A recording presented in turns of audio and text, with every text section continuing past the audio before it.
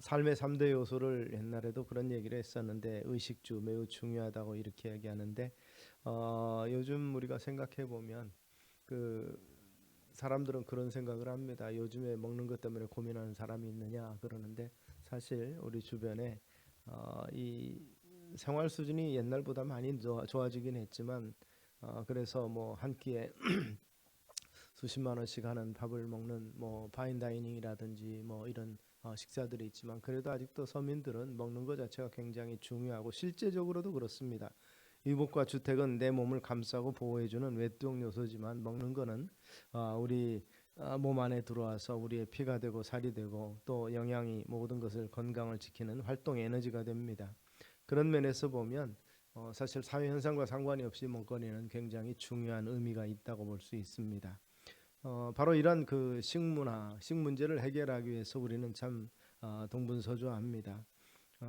우리 현대인에게 가장 큰 영향을 끼친 심리학자 중에 한 사람이라고 불리우는 이 아브라함 머슬로는 그런 얘기를 했다고 합니다. 인간의 기본적이고 근본적인 필요는 육체적인 것이다. 당장에 내 몸이 편하고 그래서 한동안 우리 유행처럼 강건하십시오라는 인상이 강건 또 건행 또 행복하십시오 건강하고 행복하십시오가 유행했던 때도 있었습니다. 먹고 사는 것, 즉 생존을 위해서 필요로 하는 것이죠. 그런 면에서 먹거리는 국민의 생사를 좌우하는 근본 문제이기 때문에 옛날부터 한포고복이라 그래서 배를 두드리면서 뭐 이렇게 편안하게 그래서 황제 이름도 모르는 시대가 가장 좋은 시대였다 이렇게 이야기를 하기도 했었습니다. 그런 면에서 백성들의 먹거리를 잘 해결하는 정치가 훌륭한 정치요. 그런 면에서 그걸 해결하지 못하면 문제가 되는 거죠. 이 경제적으로 어려운 나라들 가만히 보면 사실 그 지도자들이 정말 잘했으면 하는 그 기회가 없었던 것이 아니었던 것을 볼 수가 있습니다. 석유 강국이었던 나라가 하루아침에 정말 몰락해버린 사건들을 보기도 하고 또 나름대로 관광 수입으로 기가 막히게 좀 부유하게 이것 누렸던 그러한 나라들이 정치 지도자들이 잘못함으로 말미암아서 나라가 빚더미에 오르고 또 경제적으로 어려워서 난민이 생기고 하는 그러한 모습들을 보면서 정말 위정자들을 위해서 하는 기도가 얼마나 많이 필요할까 생각을 해봅니다. 오늘 본문도 그런 면에서 로마의 압제를 받고 있던 이스라엘 백성들에게 먹거리를 해결해주는 놀라운 존재가 나타난 것을 인해서 소동이 일어나고 그 과정 가운데서 정말 주님께서 그들에게 주시는 교훈 중에 하나인 것을 볼 수가 있습니다. 즉 오병이어의 기저 사건이 오늘 본문의 배경이라고 볼 수 있는 것입니다. 예수님도 우리 인간의 육체적인 필요를 외면하지 않으셨습니다. 먼저는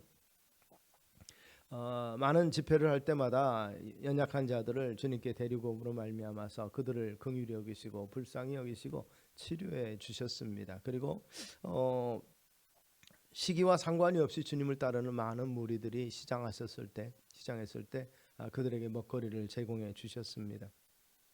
베세다 들판에 모인 배고픈 군중들을 위해서 이 보리떡 5개 그리고 물고기 2마리 소년의 작은 도시락 하나 가지고 기적을 행하신 것을 볼 수 있는데 먼저 말씀드렸던 거죠. 요즘에 누가 먹을 걸 걱정하냐 그러는데 아직도 끼니를 잊지 못하는 아이들이 있다고 합니다. 물론 학교에서 다 급식을 준다는데 사실 학교에서 먹는 급식을 제외하고 나가면 집에 가면 먹을 거리가 없는 애들도 있다고 하고 또 우리 내에서도 그렇지만 또 북한 같은 경우 한동안 뭐 빵 공장을 세워주기도 하고 다양한 먹거리를 제공하지만 사실 그 제공된 것들이 물질로 들어가면 그래도 나름대로 나누어지기는 하는데 금액으로 돈으로 들어가면 사실은 백성들에게 그 혜택이 돌아가지 못하는 것이 정말 안타깝다라는 그러한 이야기들도 있었던 것을 우리는 생각해 봅니다.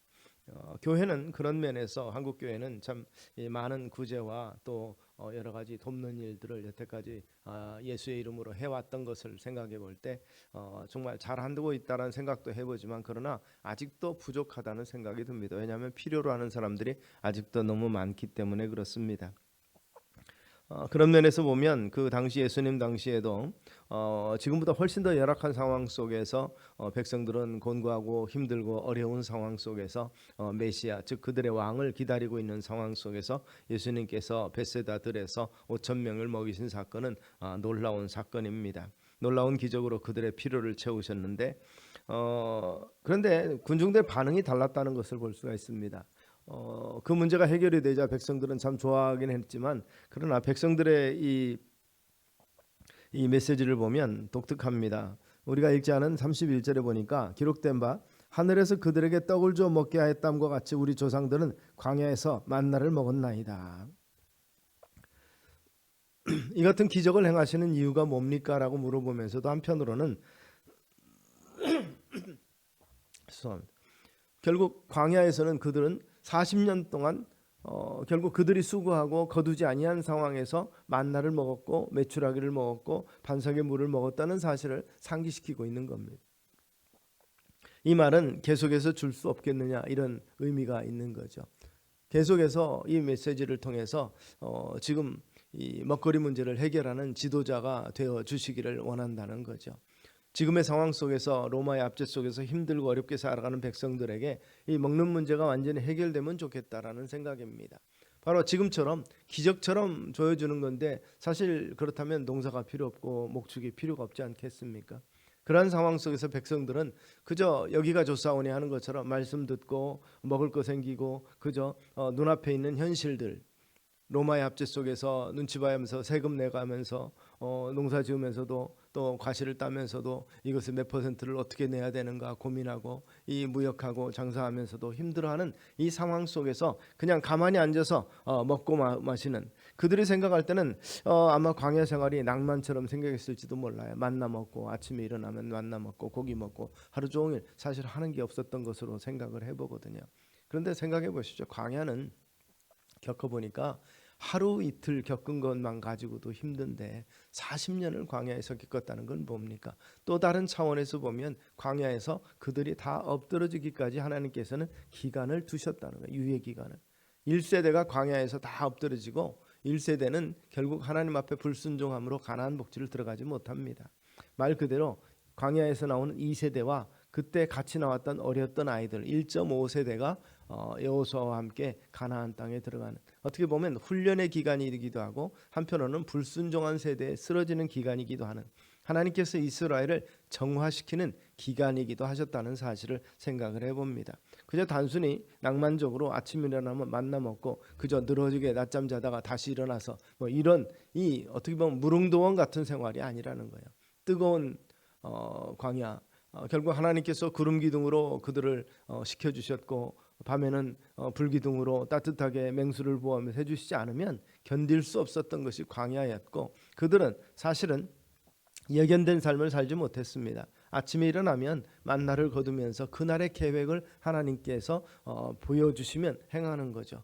텐트를 다 걷든지 아니면 하루 더 유진하든지. 지금 우리 같으면 이해가 되지 않는 거죠. 광야, 예를 들어서 신광야에 들어갔다, 여기서부터 한 달 동안 머물겠다라는 광고를 하시지 않으셨어요. 모세를 통해서 한마디만 해주시면 백성들은 좀 느긋하게 텐트도 치고 텐트를 거둘 때도 준비도 하고 그럴 텐데, 아침에 일어나서 구름이 높이 뜨면 텐트 걷어라 하는 명령이니까 텐트 걷고, 그리고 나서 아침에 일어나서 이렇게 눈치를 싹 보면 아직도 구름이 낮게 깔려 있으면 오늘은 아니구나, 내일은 뜰래나, 이런 이 이동하는 데 있어서 결국 눈앞에 있는 상황에 따라서 달라지는, 하나님의 말씀에 따라 달라지는 상황, 이게 뭡니까? 곧 군대죠.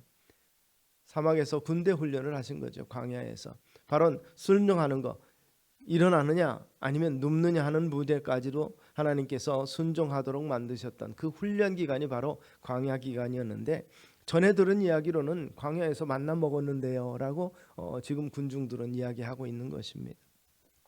당장의 문제가 해결되기 위해서는 어떻게 보면 뭐 다르게 말하면 광야 생활도 좋은데요 라고 말하는데, 사실 그게 아니죠. 이런 부분에 대해서 정확한 인식이 없을 때 문제가 그렇습니다. 사실 그렇습니다. 하나님 왜 날마다 만나만 주십니까? 그 사람들은 불평했었습니다. 이제 우리가 만나에 질렸다라고 말하는 거죠. 그래서 고기도 먹고 싶고 애굽의 고기가 막 그립다 그랬을 때 메추라기를 주셨지만, 그 메추라기를 먹으려고 했던 사람들이 고기가 이새에 끼기도 전에 엎드려졌던 것을 우리는 보게 됩니다. 불순종하고 불평하고 원망하는 자들의 결말은 심판이라는 것을 사실은 광야 생활을 통해서도 봅니다. 투정하고 불평했던 자기들의 조상 모습을 그들은 아직도 인식하지 못하고 있는 모습을 봅니다. 사실 옛날 이스라엘 백성들만 그랬겠습니까? 오늘날의 우리도 비슷합니다. 잘 먹고 잘 입는 사람일수록 불평이 많습니다. 필요한 것들이 더 많습니다. 우리가 잘 아는 것처럼 행복지수는 사실 문명의 혜택이 적은 곳일수록 행복지수가 높다는 것은 우리가 잘 알고 있는 것이죠. 그처럼 여러 가지 편리한 것들이 많고 또 먹거리가 많은 요즘 세대에 있어서는 이 먹을 것도 어떻게 보면 생존을 위한 필수가 아니라 결국 즐기는 거라고 그러죠. 저는 제대로 한번 먹어보지도 못했지만 하도 요즘에 시끄러우니까 이 파인다이닝이라는 거 이런 걸 생각해 보면 도대체 이게 어느 정도길래 그런 얘기가 나올까 싶는데 보면 그 유튜버 중에는 그 그 세계적인 그 미슐랭 그 식당을 찾아다니면서 먹고 그 후기를 남기고 유튜브를 찍는 사람들이 있는 걸 보면서 도대체 이 사람들은 얼마나 삶의 여유가 있으면 이 세계적으로 돌아다니는가. 사실 이 우리가 여기서 좀 상식이라고 생각하면 그렇지만 이 미슐랭이라는 게 지금은 아주 거창한 별표가 붙어 있지만 사실 처음에는 이 미슐랭 여러분이 아시는 것처럼 타이어 회사죠. 타이어 회사에서 이 가이드를 내놓은 겁니다. 여행을 유럽에서 여행을 하다 프랑스 회사인데 여행하다가 배고프면 먹고 숙소에 들려서 자야 되는데 어느 가면은 어디에 가면은 식당이 맛있는 데가 있더라. 그래갖고 자기들이 별을 3개를 생각한 거예요. 그냥 가서 먹을 만한 데는 별 하나 주고 거기다 가이드북에다 그렇게 지도에다 써놓은 거죠. 옛날엔 지도니까. 두 번째는 한 번 더 찾아가서 먹을 만한 것이고 세 번째는 그것을 위해서 여행할 만한 목적지.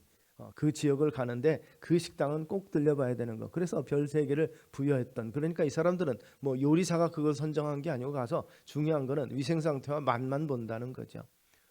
그만큼 이제 그 여행 자체가 즐겨지는 시대가 되기도 했습니다. 그러다 보니까 사람들은 우리나라가 그만큼 잘 살게 됐다는 거죠. 우리 국민소득이 뭐 몇천 불을 가지고 쩔쩔매고 목표를 삼고 있던 데를 넘어서서 이제는 뭐 4만 불, 5만 불을 바라보는 시대가 왔으니까 그만큼 달라졌으니까 옛날에 이 광야에서 지금 벳세다들에서 5천 명 먹었던 그 사실 우리는 기적이다 그렇지만 보리떡 사실 그 혹시 성지순례에서 가보신 분들은 아시겠지만 그들이 먹는 보리떡은 누룩이 없는 떡이잖아요.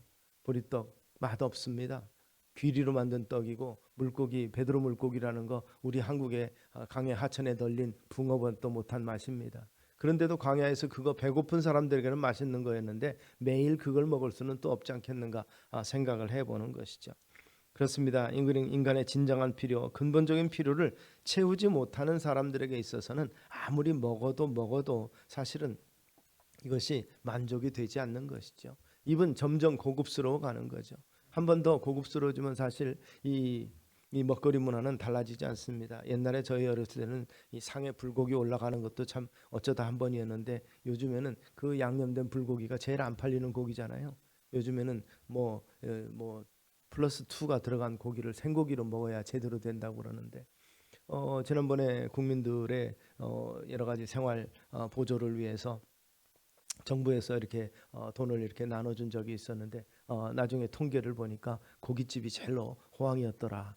결국 이 사람들이 고기 먹는데 다 써버렸다는 얘기죠. 생활보조금을 줬다는데 사실은 그 말이 주는 의미는 백성들에게 그만큼 절실하고 필요한 돈이 아니었다는 뜻이겠죠.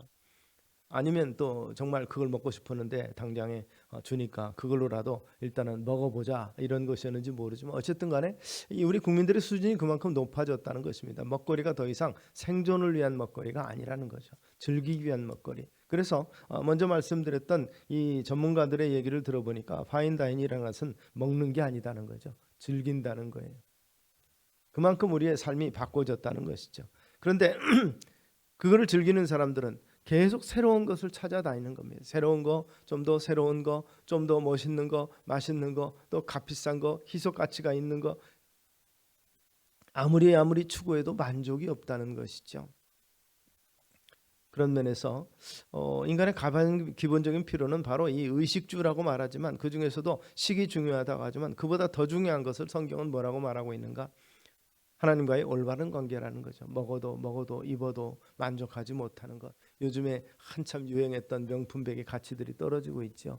어떻게든지 하나라도 장만해서 그거를 쓰고 싶다 그러는데 결국 이 비 맞지 않고 발에 물 묻히지 않는 아주 정말 그 하이엔드의 삶을 살아가는 사람들은 상관없지만 이 평민들, 서민들이 참 이 오래간만에 여러 가지 해서 장만한 이 또 명품백이라든지 뭐 이런 것들이 있을 때 그 뭐 비를 만나 보면은 그게 진짜인지 짝퉁인지 흔히 알 수 있다고 그러죠. 비가 오면 명품백은 옷을 들어서 그 품속에다 집어넣고 명품백이 아닌 것은 머리를 들어서 비를 피한다고 그러죠. 이 세상 사람들이 참 재미있게 삽니다. 그런데 가장 중요한 것은 뭔가? 하나님과의 올바른 관계라고 성경은 이야기하고 있습니다. 아버지께서 내게 주시는 자는 다 내게로 올 것이요 내게 오는 자는 결코 내어 쫓지 아니하리라. 우리 주님을 통해서 아버지 앞에 오는 것, 이것이 가장 근본적으로 필요한 것입니다. 그렇다면 주님과 함께 한다면 그 추구하고 또 추구하는 것. 어떤 분이 그런 얘기를 해요. 요즘에 그 사람들이 그 소비가 높아지는 거, 그리고 어떻게 보면 과하게 소비하는 그런 문화를 없애기 위해서 방법이 딱 하나가 있는데 그런 것이 없었을 때는 그런 게 없었는데 라고 말하면서 뭐라니까 SNS를 못하게 하면 된다 이렇게 얘기하는 거예요.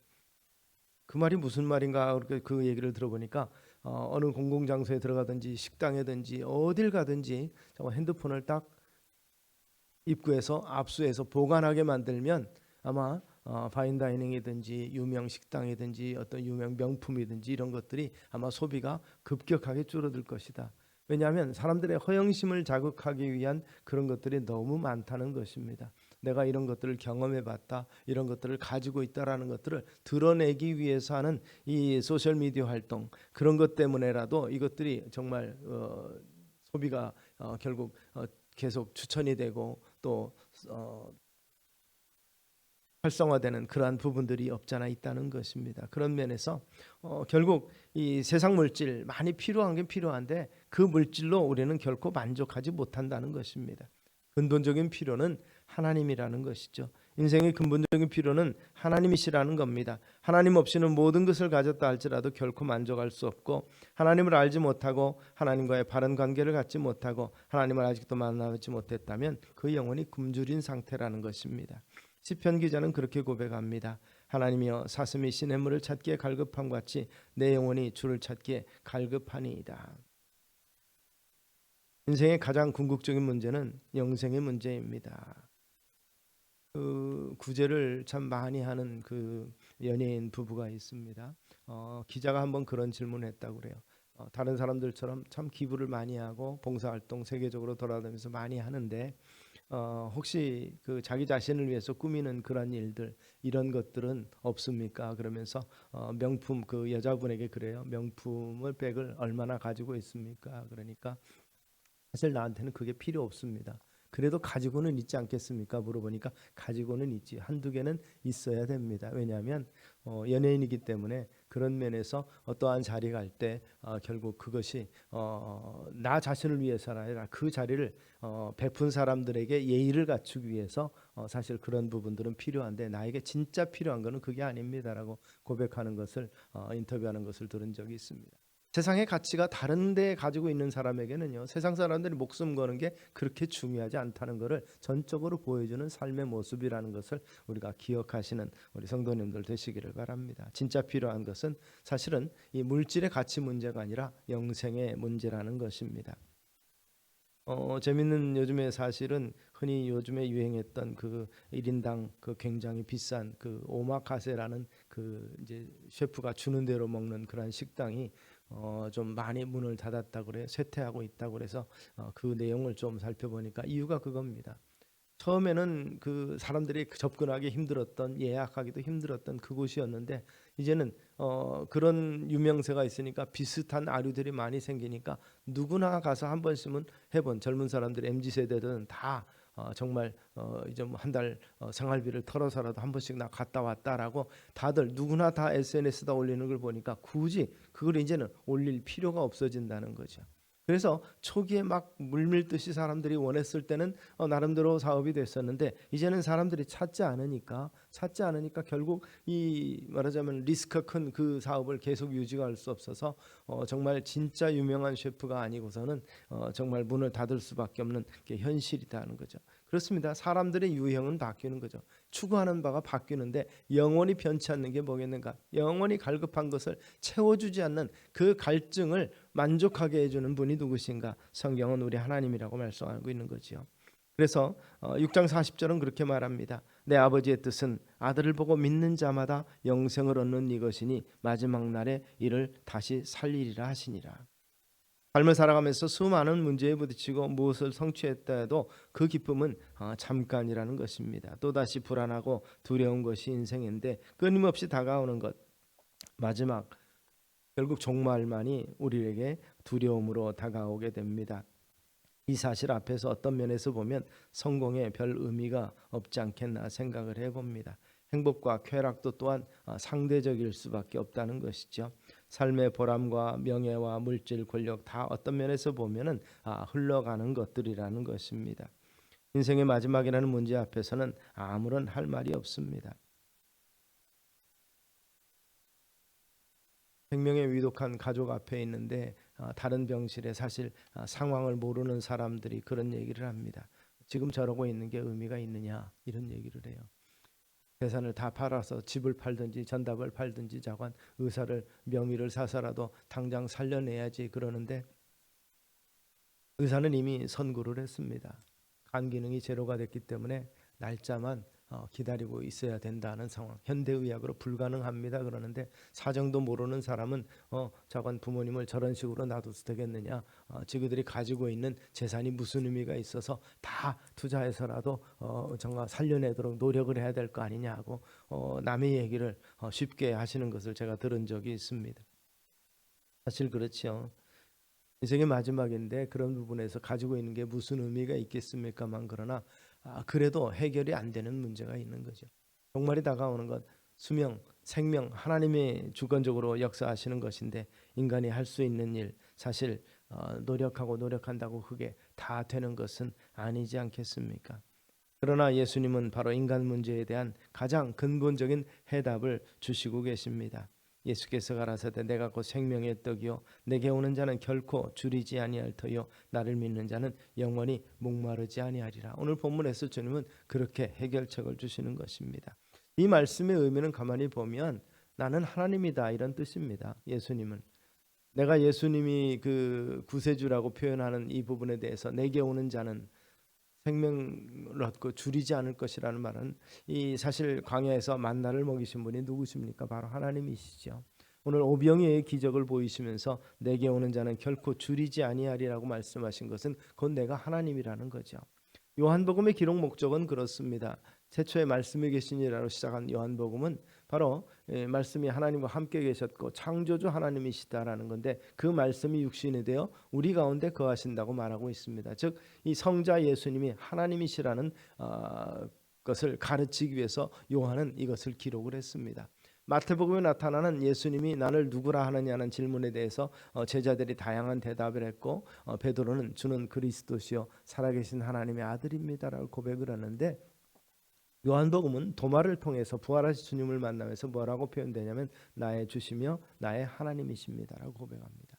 요한복음의 핵심은 그렇습니다. 참 사람이시며 참 하나님이신 예수 그리스도를 보여주는데 오늘 6장 35절도 바로 이 같은 역사가 바로 내가 곧 하나님이다라고 약속하고 계시는 모습을 보여주는 것임을 우리가 기억하시기를 바랍니다. 모세를 통해서 만나를 통해 이스라엘을 먹이신 하나님, 배고픈 문제를 해결하신 사실을 환기시키면서 내가 곧 생명의 떡이다. 그런데 모세는 하늘로부터라는 만나를 줬는데 주님께서는 내 몸을 너희 생명을 위해서 내어준 것이다 라고 말씀합니다. 그 주님이 찢기신 그 몸이 바로 우리의 생명을 위해서 내어준 것이라 하나님이 친히 자신을 내어주셨다고 말씀하는 것입니다. 예수 그리스도 그분은 하나님이십니다. 하늘과 땅을 지으신 창조주 하나님, 그분이 우리를 지으셨고 그리고 우리의 삶을 섭리하시는 분이고 우리의 구속자고 우리의 인생의 문제가 해결되는 해답자이신 것을 기억하시기를 바랍니다. 그분이 우리의 하나님이시라면 내게 부족함이 무엇이 있겠습니까? 시편 기자의 고백처럼 내게 부족함이 없으리로다. 그렇게 말씀할 수 있고 고백할 수 있을 것입니다. 예수님 자신이 바로 해답이십니다. 누가복음 15장에 보면 아버지의 품을 떠난 이 탕자, 우리는 보통 탕자라고 표현하는데 둘째 아들의 이야기가 나옵니다. 그는 독립하고 싶었고 필요가 많았고 그 마음대로 살고 싶어서 자기 것도 아닌데 아버지 것을 자기 몫이라고 미리 달라고 하는 거죠. 아버지가 살아있는 동안은 자기 몫이 아닙니다. 아버지가 돌아가서야 유산으로 자기 몫이 생기는 거지 아버지 재산이 곧 자기의 재산은 아닌데 아버지는 어떻습니까? 큰아들에게 얘기할 때 내 것이 다 네 것이 아니겠느냐 이렇게 이야기합니다. 나를 위해서는 뭐 살찐 짐승 한 마리도 양도 안 잡아주고 불평을 하니까 내 것이 다 내 것 아니겠느냐. 아버지의 마음은 그렇다는 거지만 법적으로는 어떻습니까? 법적으로는 아버지가 돌아가시기 전에는 그거 사실 소유권이 아버지에게 있는데 그 중에서 내 몫을 주세요 하고 먼저 가져갔다는 것은 사실은 불효도 이만저만한 불효가 아니지요. 그런데도 불구하고 아버지의 마음은 어떻습니까? 그가 돌아오자 죽었던 내 아들이 다시 돌아왔다 이렇게 말합니다. 자기 마음대로 하고 싶었던 그 아들, 이제 그 타락한 아들, 이제는 더 이상 바닥으로 내려갈 수 없는 상황까지 내려간 아들에게 진짜 필요한 게 뭐였습니까? 아버지의 품이었습니다. 내 아버지 집에는 종들도 먹을 게 많았는데 이제는 내가 줄여 죽는구나. 돼지들이 먹는 쥐염 열매를 먹고자 해도 제대로 먹을 수가 없는 이러한 상황 때 그의 필요는 아버지였던 것입니다. 아버지만 나를 영접해 주시면 종이라도 관계가 완전히 회복되지 않아도 종으로라도 그 밑에서 좀 풍족하게 누리면 좋겠다라는 그러한 마음이 있었습니다. 그런데 돌아온 아들을 끌어안은 아버지의 음성은 어떻습니까? 살진 송아지를 끌어다가 잡으라. 우리가 먹고 즐기자. 이 내 아들은 죽었다가 다시 살아났으며 내가 잃었다가 다시 얻었노라. 손에 가락지를 끼워라. 발에 신을 신겨라. 그리고 새 옷을 입혀라. 결국 손에 가락지를 끼우라는 것은 결국 그 당시의 인장반지죠. 소유권을 다시 말하자면 유산을 줄 수 있는 그 권한을 다시 준 겁니다. 자식으로서의 이 회복, 유산 상속자로서의 지위를 하고 발에 신을 신겼다는 것은 종과 노예들은 신발을 신을 수 없었던 당시의 상황을 보면 신발을 다시 신김으로 신분이 회복된 것입니다. 그리고 새 옷, 새 마포 옷, 고운 옷을 입혀서 결국 아들로서의 위치를 다시 한번 확인한 것입니다. 모든 외적인 필요가 채워집니다. 아버지를 만남으로 자연히 따라온 것이죠. 그 외적인 필요가 일단은 필요했는데 강자에게는 외적인 그 모든 먹을 것이라든지 이게 필요했는데 아버지는 뭐가 필요합니까? 생명을 얻었다고 말합니다. 내 아들 죽었다가 다시 살아왔다. 그러면서 그에게 필요한 모든 것을 제공하라는 거죠. 아버지를 만나면 이 모든 필요가 해결이 됩니다. 그분은 우리에게 무엇이든지 줄 수 있는 그러한 분이시라는 것, 우리 필요 자체라는 사실을 우리가 한 번 더 인식하시기를 바랍니다. 우리 주님을 진정으로 주님으로 하나님으로 모시는 자에게 마음의 문을 열고 그분을 모셔서 그분과 함께하는 모든 자에게 이 모든 것을 더하여 주시리라는 약속의 말씀이 이루어질 줄로 믿으시기를 바랍니다. 그래서 주님은 말씀합니다. 내게 오는 자는 결코 줄이지 아니할 터요 나를 믿는 자는 영원히 목마르지 아니하리라. 먹어서 죽는 음식이 있습니다. 먹어도 죽는 음식이죠. 먹어서 죽는 것은 독이겠지만 그러나 건강을 위해서 먹어도 우리는 결국 종말이 다가옵니다. 그러나 먹어서 영원토록 사는 생명의 양식이 여기 있습니다. 오늘 본문 중에서 일부 그 말씀은 그렇게 합니다. 너희 조상들은 광야에서 만나를 먹었어도 죽었거냐. 우리 조상들 광야에서 만나 먹었는데요. 이런 메시지에 대해서 주님은 만나를 먹었어도 죽었거니와 이는 하늘로서 내려온 떡이니 사람으로 하여금 먹고 죽지 아니하게 하는 것이라. 나는 생명의 떡이라. 나를 먹는 자를 내 피를 마시는 자는 영원히 죽지 아니라고 약속하고 계십니다. 나는 하늘로서 내려온 산떡이니 사람이 이 떡을 먹으면 영생하리라. 나의 줄 떡은 곧 세상에서 생명을 위한 내 살이로라 하시니라. 신명기의 말씀을 인용해서는 그렇게 말씀하셨습니다. 사람이 떡으로만 살 것이 아니요 하나님의 입으로 나오는 모든 말씀으로 살 것이니라. 그리고 이사야서 55장을 통해서 우리에게 이런 초청을 하십니다. 너희 목마른 자들아 물로 나오라. 돈 없는 자도 오라. 너희는 와서 사 먹되 돈 없이 값 없이 와서 포도주와 젖을 사라. 진정한 필요는 우리 아버지 하나님, 우리 주님 모시고 주님과 함께라는 사실, 그리고 나서 그 문제가 해결된다는 사실을 다시 한번 깨닫고 또 확신하시는 미쁘신 하나님과 함께 하시는 우리 성도님들 되시기를 주의 이름으로 축원합니다. 기도하겠습니다. 사랑과 은혜가 많으신 아버지 하나님, 아직도 생존 경쟁 가운데서 참 숨막히게 살고 있는 우리의 모습 가운데서 수많은 필요로 인해서 채워도 부족한 한계를 느끼며 안타까워하는 우리 가운데 우리 주님이 오셔서 모든 것을 해결해 주시고 주님과의 관계가 해결된 이후에 정말 그 나라와 그 의를 구하는 자에게 모든 것을 더해 주시는 하나님의 약속의 말씀이 우리 가운데 실현되고 성취되는 역사를 체험케 하여 주시옵소서. 참으로 주님을 향해서 몸과 마음을 다 드리며 생명이신 주님을 늘 찬미하며 감사하는 우리 되게 하옵소서. 예수님 이름으로 기도드리옵나이다. 아멘. 다 같이